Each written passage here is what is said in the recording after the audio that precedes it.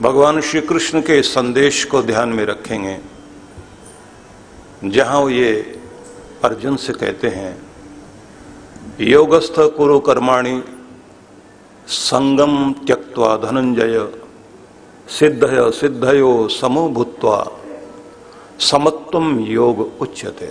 उन्होंने कहा कि अर्जुन, योगस्थ होकर कर्मों को करें। समत्व की बात कही और अनासक्त होकर जीने की बात कही। संगम त्यक्त्वा धनंजय, संसार की आसक्ति से, संसार के मोह से ऊपर उठकर सफलता और असफलता में सम रहकर तुम अपने कर्मों को करो। भगवान श्री कृष्ण ये भी कहते हैं, समत्वम योग उच्यते। मन के संतुलन का नाम ही योग है। संतुलित रहना यही योग है। समत्व का अर्थ होगा कि क्रोध हो या आशु क्षोभ, जल्दी उद्विग्न हो जाना, बेचैन हो जाना, शीघ्र ही निराश या उत्साह में आ जाना, ऐसी जो स्थितियां होती हैं उसमें जब आप बैलेंस बनाते हैं, संतुलन बनाते हैं, उसको समत्व कहा जाता है। अभिमान, महत्वाकांक्षा, जीतने की भावना, या फिर पाई हुई किसी भी चीज के बाद उसके खो जाने के डर से या खो जाने पर जो आघात मन में लगता है और उस समय हम स्वयं को न संभाल पाए, तो इसमें जिंदगी की हार होती है। अपने को संभाल पाए, कृष्ण कहते हैं ये समत्व है, तब आप जीतते हैं। जितना जल्दी अपने आप को जो संभाल ले, उतना जल्दी वो जीवन में जीतता है। जो नहीं संभाल पाए, बस वहीं उसकी हार है। इसलिए उन्होंने कहा समत्व योग है। यहां एक शब्द और बड़ा महत्वपूर्ण है, योगस्थ, क्योंकि वो कहते हैं योगस्थ कुरु कर्माणि। मतलब ये है कि आप अपनी आंतरिक शांति में स्थिर होकर कर्मों को करने की चेष्टा कीजिए। बड़ी गहरी बात है ये। आंतरिक शांति में स्थिर होकर कर्म कीजिए, भीतर की शांति को बनाए रख करके कर्म कीजिए। भीतर आप अगर उद्विग्न हैं, बेचैन हैं, तो आपके कर्म गड़बड़ हो सकते हैं। जो आदमी जितना शांत स्थिर है भीतर से, उत्साह स्फूर्ति बना रहना, ये तो अच्छी बात है, लेकिन शांति चाहिए अंदर। और शांति जितने आपके अंदर होगी, उतना ही आप अपने कर्मों को ठीक ढंग से कर पाओगे। इस बात को इस तरह से भी समझ लीजिए, अशांत आदमी, उतावला व्यक्ति, बेचैन व्यक्ति किसी भी काम को करेगा, वह कार्य सही नहीं हो पाता, बल्कि कभी कभी वो एक दुर्घटना बन जाता है। तो आपका कर्म आपको विकास की तरफ लेकर जाए, विनाश ना बने, इसके लिए जरूरी है कि आप अपने भीतर की शांति को बनाए रखें और अपने कार्यों को करते चलें, अपने कर्तव्यों को निभाते चलें। जब तक आप अपने आप को भीतर से शांत रखते हैं, तो ये बड़ी आनंद की बात है कि आपके चेहरे पर मुस्कान कायम रहेगी। अशांत आदमी मुस्कुराएगा तो नकली और मुस्कुरा भी नहीं पाएगा। जब तक आप अपने भीतर शांत हैं, तो आपकी वाणी में भी माधुर्य रहेगा, आपका व्यवहार भी शालीन रहेगा।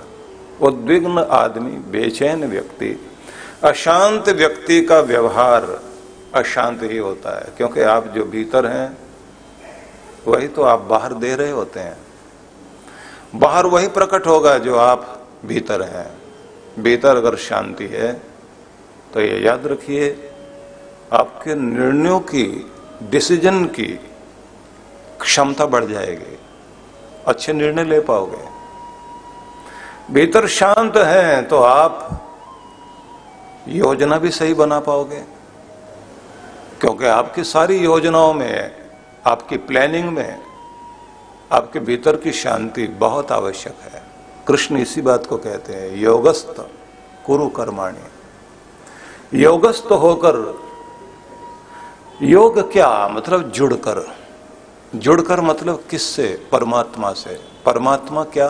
शांति, आनंद, प्रेम, शक्ति, ऊर्जा की किरणें जिससे प्रकट हो रही है, जो शक्तियों की भी शक्ति है, जिससे ये सब कुछ प्रकट होता है, आप उससे जुड़ जाएं। जब आप शांत होते हैं तो आप अपने परमात्मा से जुड़े हुए होते हैं, या ऐसे कह लीजिए उसकी कृपाओं से जुड़े हुए होते हैं। अशांत अवस्था में आप प्रभु की कृपा से दूर हो जाते हैं। इसी को कहा है जुड़ो उससे जो तुम्हें आनंदित करने के लिए तत्पर है, शांत करने के लिए तत्पर है। इसलिए जीवन में सुख और शांति की कामना हम सब लोग करते हैं। हम प्रार्थनाएं करते हैं, भगवान हमारे जीवन में सुख शांति दे, हमारे घर में सुख शांति दे, हमारे मन में सुख शांति दे। सुख और शांति दोनों चाहिए आपको। केवल सुख वाली चीजें इकट्ठी करने से आज दुनिया में अशांति फैली हुई है कि सुख के साधन तो इकट्ठे कर लिए, लेकिन सुख टिकता किस पर है? शांति पर तो टिकता है। आधार ही शांति है। अगर झंडे में कपड़े को देखें तो वो सुख हो सकता है, लेकिन जो डंडा है जिस पर झंडा टंगता है वो आधार, वो तो शांति है। अगर वो ही नहीं है तो फिर आप ध्यान रख लीजिए, वो कपड़ा जिसको हम अपना झंडा कहते हैं, क्योंकि शक्ति के साथ ही, शांति के साथ ही आप चमकते हैं। तो विषय ना बदले, आपको फिर वहीं लेकर चलता हूं कि आपको योगस्थ होना, जुड़ना है अपनी शांति से, अपने परमात्मा से, जहां से कृपाएं आ रही हैं। ध्यान रख लेना, ये वाणी मेरी नहीं है, ये कृष्ण वाणी है। भगवान श्री कृष्ण का संदेश है ये। मैं तो केवल उसे आप तक पहुंचाने की चेष्टा करता हूं। मेरे समझाने में गलती हो सकती है, कृष्ण के कहने में गलती नहीं है। इसलिए मैं उनकी बात को आप तक अपने शब्दों में समझाने की चेष्टा कर रहा हूं, क्योंकि व्याख्याकार बहुत सारे हो सकते हैं, कहने वाला तो एक ही है।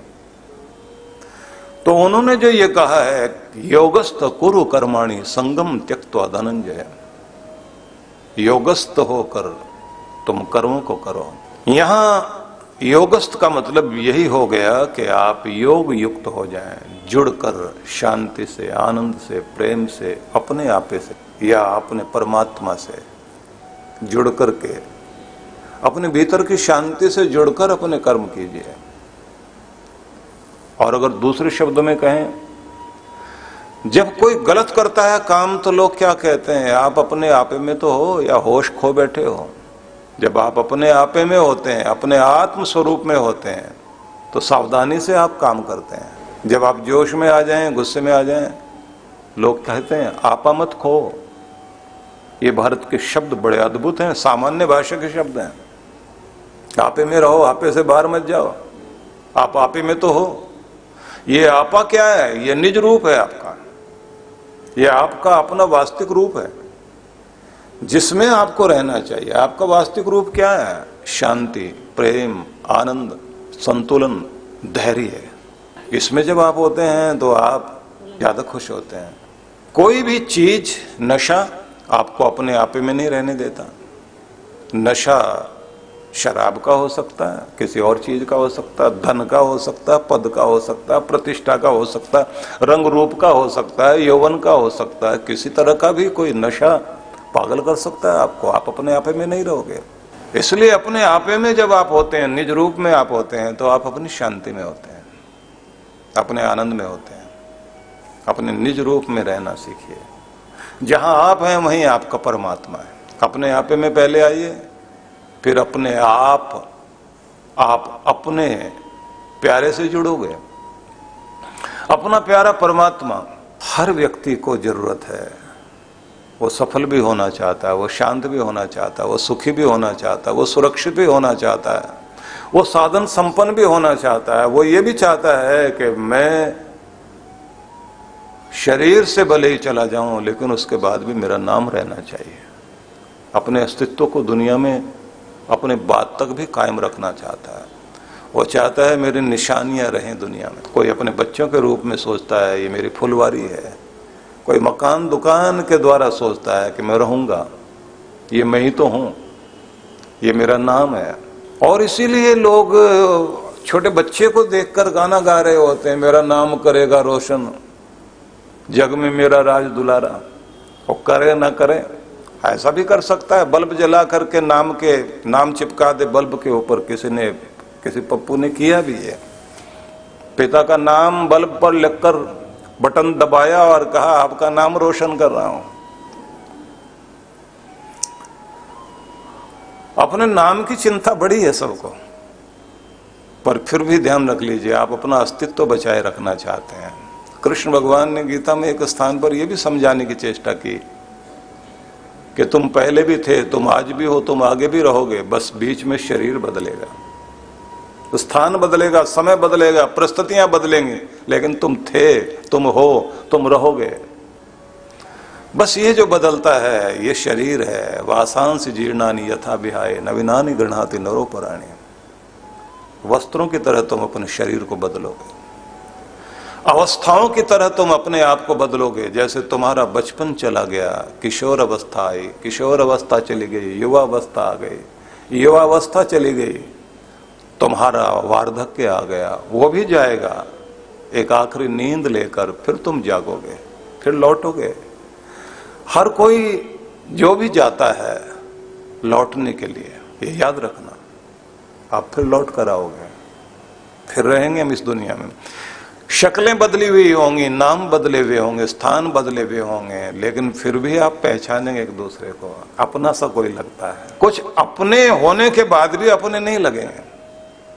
क्यों? रह रहकर तुम्हारे साथ बैठने से, बात करने से दिल को सुकून लगता है। और क्यों? इसके साथ सारा दिन रहने के बाद भी परायापन क्यों लगता है? कहीं आत्मिक संबंध पुराने समय से चले आ रहे हैं और कहीं यहाँ के संबंध भी आगे जाने को तैयार नहीं है। एक जन्म ही बहुत है। ज्यादातर लोगों ने यूरोप, अमेरिका, वेस्टर्न कल्चर में यही एक समस्या बन गई है। बहुत जल्दी अंगूठियां बदल लेते हैं, मतलब अंगूठी निकाल कर फेंक देते हैं, दूसरे के नाम की अंगूठी पहन लेंगे। रिश्ते इतने कमजोर हो गए, अंगूठी चेंज की, रिश्ता गया। कागज पर लिखने से अगर कोई रिश्ता टूटता और जुड़ता हो, कागज ज्यादा चिरस्थायी नहीं है, गल जाएगा, फट जाएगा। रिश्ते इतने कमजोर नहीं होते हैं, क्योंकि ये दिलों पर नहीं है, आत्माओं पर लिखे जाते हैं। इनको जोड़ने वाला परमात्मा है। लेकिन सही रिश्ता जुड़ जाए तो ये ध्यान रख लीजिए कि 60% जीवन की सफलताओं में अच्छे रिश्तों का संबंध है। आपकी सफलताओं के बीच में आपका रिश्ता ठीक जुड़ गया तो 60% जिंदगी सफल हो गई, 40% बाकी चीजें। और जिनके रिश्ते ठीक नहीं जुड़े, कितने जोक बनाए लोगों ने पति पत्नी पर। पत्नियां जोक कम बनाती हैं, वो तो वैसे ही मन में सोच लेती हैं हमें पता है ये क्या है, और पतियों ने बहुत बना रखे हैं। कोई आदमी पूछ रहा है कि भाई साहब अगर आपकी पत्नी को भूत पकड़ ले तो आप क्या करोगे? बोले मैं क्या करूंगा, गलती भूत की है, क्यों पकड़ा उसने? भूत ने अगर पकड़ा, निपटे अपने आप। मैं इतने समय से निपट रहा हूं, मुझे पता मेरा क्या हाल है। अगर भूत ने पकड़ लिया तो अब निपटे अपने आप, मैं कुछ करने वाला नहीं। पकड़ा क्यों उसने उसको? बहुत तरह की चीजें बना ली गई हैं। लेकिन अगर ध्यान रख लीजिए, रिश्ता ठीक नहीं जुड़ पाया, जीवन हिलेगा आपका। और अगर निभाना आ गया आपको, जैसा भी है, जिस तरह का भी मेरा जीवन साथी, भगवान का दिया हुआ जो भी कुछ मेरे पास है बेहतरीन है, मैं उसे ठीक करने की चेष्टा करूं ऐसा नहीं है। मैं अपने आप को ठीक करूं, मुझे निभाना आना चाहिए। चीजें ठीक होती हैं, होंगी तभी जब आप अपने अंदर संतुलन बनाओ। इसलिए कृष्ण कहते हैं भीतर से आपको अपनी शांति से जुड़ना बहुत जरूरी है। योगस्थ कुरु कर्माणि संगम त्यक्त्वा धनंजय। यहां जिससे जुड़ना है वो परमात्मा है, उसी से शांति की किरणें आती हैं, उसी से प्रेम की किरणें आती हैं, उसी से आनंद की किरणें आ रही हैं। वही संतुलन भी दे रहा है, वही धैर्य भी दे रहा है, वही निर्भीकता ला रहा है, वही आपको खिलने के लिए आपको शक्ति देता है। बस थोड़ा सा प्रयास आपको करना। एक सज्जन बोलते थे कि दुनिया तुम्हें हंसने नहीं देगी, मुस्कुराने नहीं देगी, उनको तकलीफ ही इसी बात की। वो ये उनका ढंग ही था बोलने का कि डियर लोगो, डियर लोगो। लोगों के बीच में जाकर प्यारे भाइयों नहीं बोलते थे, डियर लोगो, तुम्हारी खुशी देखकर जिनको खुशी नहीं होती उनके लिए जरूर मुस्कुराया करो, क्योंकि जो तुम्हें देखकर जलते हैं, तुम्हारी खुशी देखकर जलते हैं, उन्हें जलने की आदत है, थोड़ा और ज्यादा मुस्कुरा दिया करो। यही उनकी सजा है कि उनको आपकी मुस्कुराहट बर्दाश्त नहीं है, थोड़ा और खुश हो जाओ। अगर किसी जले मरने की ही आदत है तो थोड़ी सी मुस्कुराहट बढ़ा लो अपने। बहुत लोगों को आपकी खुशियां, आपकी प्रसन्नता पसंद नहीं है, उनको देखकर रोना मत शुरू कर देना, और खुल के हंसो और मुस्कुराओ। तरह तरह के जीव हैं दुनिया में, लेकिन आपको अपने भीतर की शांति को स्थिर तो करना ही पड़ेगा। परमात्मा ने आपको जो भी शक्ति दी है उसका लाभ आपको लेना है। तो योगस्थ कुरु कर्माणि संगम त्यक्त्वा धनंजय। योगस्थ होकर कर्म करें, अपनी आंतरिक शांति में स्थिर होकर।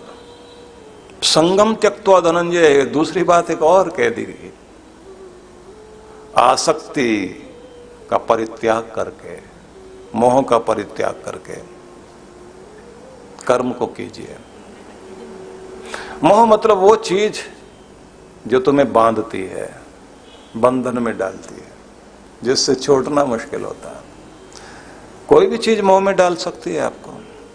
किसी भी चीज का लगाव, किसी भी चीज की अटैचमेंट ज्यादा बढ़ जाएगी, छोड़नी मुश्किल है।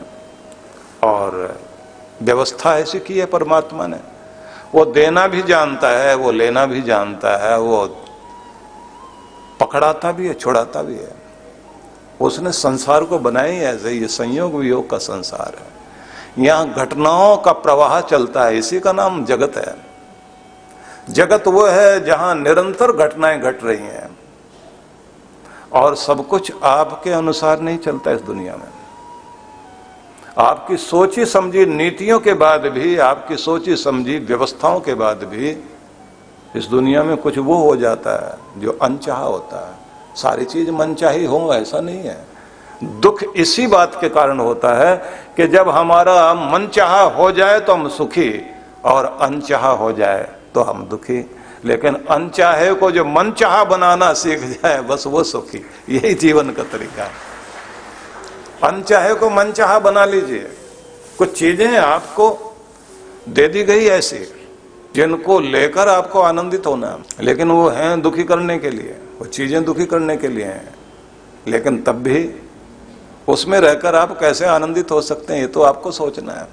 हो सकता है किसी दिन आपके घर में पत्नी किसी तनाव में हो और एक सब्जी में डबल नमक डाल दे और दूसरे में नमक डालना ही भूल जाए, तो दोनों सब्जियों को मिलाना पड़ेगा आपको। दाल और सब्जी मिक्स करनी पड़ेगी, नमक बराबर हो जाए, टेस्ट चेंज हो जाए।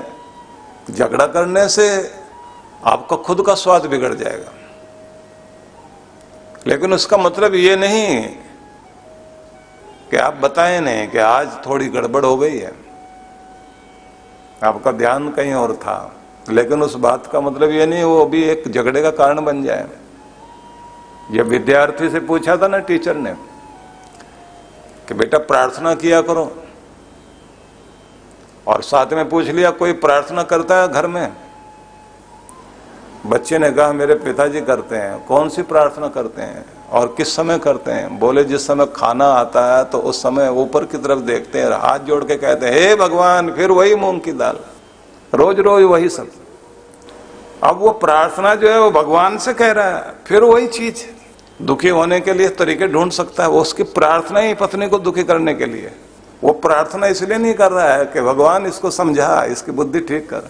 बहुत तरीके हो सकते हैं, इसलिए आपको फिर मैं कहना चाहता हूं, जो कुछ मिल गया उसको आप कैसे ठीक करेंगे और आनंदित हो सकेंगे, ये तो आपको तरीका है, यही तो कला है जीवन की।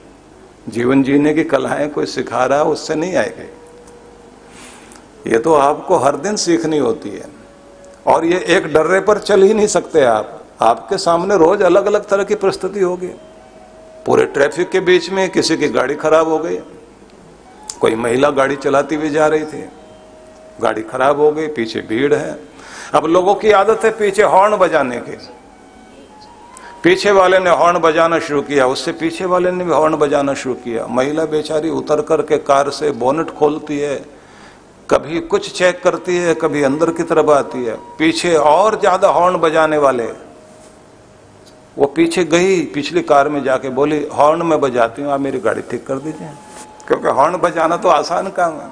अब लोग ठीक करने के लिए तैयार नहीं है, हॉर्न बजाने के लिए, हॉर्न मतलब चीखने चिल्लाने के लिए, कमियां निकालने के लिए लोग तैयार। और गाड़ी वाला था जो हॉर्न नहीं बजा रहा था, उतर कर आया और आकर बोला गाड़ी बाद में ठीक करते हैं, पहले डायरेक्शन ठीक करते हैं, मतलब गाड़ी को एक साइड में लगाते हैं पहले, फिर ठीक करेंगे। धक्का देकर दोनों एक साइड में गाड़ी को लगाते हैं। उसके बाद वो अपने उस महिला से कहता है कि ये मेरी गाड़ी की चाबी, वो नीली कार खड़ी है, आप उसे स्टार्ट करके साइड में लगाइए, ट्रैफिक को निकलने देते हैं। छोटी मोटी कोई कमी होगी तो मिलकर ठीक कर लेते हैं, नहीं तो आप किसी को बुला सकते हैं। अब लोग सामने आके कहते हैं तुम्हें तो खुद देर हो रही है, इनकी सहायता क्यों कर रहे हैं? बोले इसलिए कि मैं भी जल्दी पहुंच जाऊं, तुम भी जल्दी पहुंच जाओ। जिंदगी को आसान बनाने का तरीका किसी पर चीखने चिल्लाने से नहीं होता, शोर मचाने से नहीं होता। आप क्या हेल्प कर सकते हैं, समाधान देने के लिए आप क्या कर सकते हैं? परिस्थितियां सब जगह गड़बड़ हो सकती हैं, चीखना चिल्लाना बहुत आसान काम है, सब लोग कर रहे हैं चीखने चिल्लाने का काम। इसलिए फिर आपसे कहूंगा कि जो भी आपकी परिस्थितियां हैं, अनचाहा मिल गया आपको, उसे मनचाहा बनाना है। लेकिन इस बात को ध्यान रख लीजिए, सफलता और असफलता, क्योंकि सिद्धि असिद्धि भगवान ने कही है। सिद्धि मतलब सिद्धि मिले तो प्रसिद्धि आती, सिद्धि मतलब सफलता। सिद्धि आएगी प्रसिद्धि आएगी, सफलता नहीं है, क्योंकि सफलता मिले सुगंध अपने आप फैलती है चारों तरफ, शोर मचाने की जरूरत नहीं पड़ती। सफल व्यक्ति को सब ढूंढ लेंगे, उसके आसपास चारों तरफ चक्कर लगाने के लिए आ जाएंगे। फेल के पास कोई नहीं है, हारे हुए के साथ कोई नहीं है। सार में फिर उसी बात को समझिए, कृष्ण ये समझाने की चेष्टा करते हैं कि आपको सिद्धि असिद्धि में, सफलता असफलता में विषम रहना है, मतलब बैलेंस बनाना है, टूटने नहीं देना अपने आप को। कल जब हम लोग जापान की बात कर रहे थे तो एक शब्द मैंने आपसे कहा था कि उनके पास एक शब्द है ऑटो रिन्यूअल। रिन्यूअल फिर से नया कर लेना, स्वयं को स्वचालित प्रक्रिया के द्वारा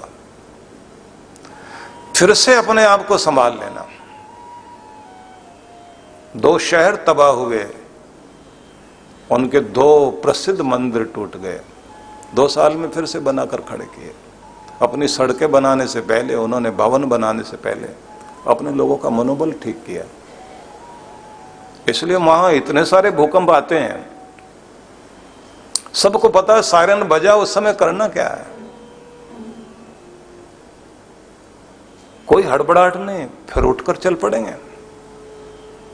उनको पता है कि किस तरह से आपको रहना जीना। इसलिए एजुकेशन देने के मामले में एक बड़ी अलग तरह की प्रक्रिया है जापान में। बड़ा मजा आता है जान करके, देखकर, समझकर। वो केवल रटाने का काम नहीं करते कि तुम ये लर्न कर लीजिए, तुम ये याद कर लीजिए, ये वाला चैप्टर तुम्हें पूरा अक्षर से याद होना चाहिए, सिर्फ इतना ही नहीं है। वो कहते हैं याद करने से ज्यादा समझना जरूरी है, समझो भी तो सही। फिर ये भी याद कराते हैं, समझाते हैं, सिखाते हैं कि तुम्हारे मैनर्स क्या हों, तुम्हारा प्यार देश से, समाज से, परिवार से, स्वयं से किस तरह का होना चाहिए। समझाया जाता है कि अगर देश को प्यार करते हैं तो फिर कोई भी चीज वेस्ट मत करो, उतना ही भोजन लो जो तुमने खाना है। भोजन को बर्बाद करना ठीक नहीं, संसाधनों को बर्बाद करना ठीक नहीं। वो किसी और के हिस्से आ सकते हैं, तुम दूसरे के हिस्से को बर्बाद नहीं करोगे। तुम अपना ख्याल रखना, लेकिन बराबर वाले का, दूसरे वाले व्यक्ति का जरूर ख्याल रख लेना। इसलिए बड़ा मजा है देखने में कि अगर आप किसी मॉल में सीढ़ियां चढ़ रहे हैं या स्वचालित सीढ़ियों से जा रहे हैं तो लाइनों में लोग ऊपर तक एस्केलेटर पर खड़े हुए हैं, तो लाइनों में खड़े हुए हैं, लेकिन सब लेफ्ट साइड में रहेंगे। नीचे से ऊपर तक लाइन लगी हुई, लेफ्ट साइड में सब खड़े हुए, राइट साइड खाली छोड़ी हुई। दूसरे को, किसी को जल्दी हो, उसके लिए जगह छोड़ना जरूरी है। वहां डंडा लेकर कोई देखने वाला नहीं है। हमारे यहाँ रेड लाइट पर भी अगर पुलिस की वर्दी है तो हम रुकेंगे। ये अलग बात है कि कभी कभी हम सड़क के बीच में भी रुकते हैं, क्योंकि बिल्ली भी ट्रैफिक पुलिस की सिपाही है, उसे देख के भी हमारी गाड़ी रुकती है। कमाल की बात है, कानून नहीं रोक पाता, बिल्ली रोकती है। ट्रैफिक पुलिस को बिल्लियां रखनी चाहिए भारत में। तो मुझे लगता है ये सुझाव दिया जाना चाहिए कि बिल्ली जब कभी रोकना हो ना, 2 बिल्ली खड़ी कर दो। जिसकी गाड़ी कभी नहीं रुकती वो भी हाथ जोड़ के रुकेगा, बिल्ली माता काम ना बिगाड़ देना। ऐसा ब्रेक लगता है बिल्ली को देखते ही। व्यंग अलग चीज है, उसे भी समझना चाहिए। लेकिन ये बात फिर कहूंगा आपसे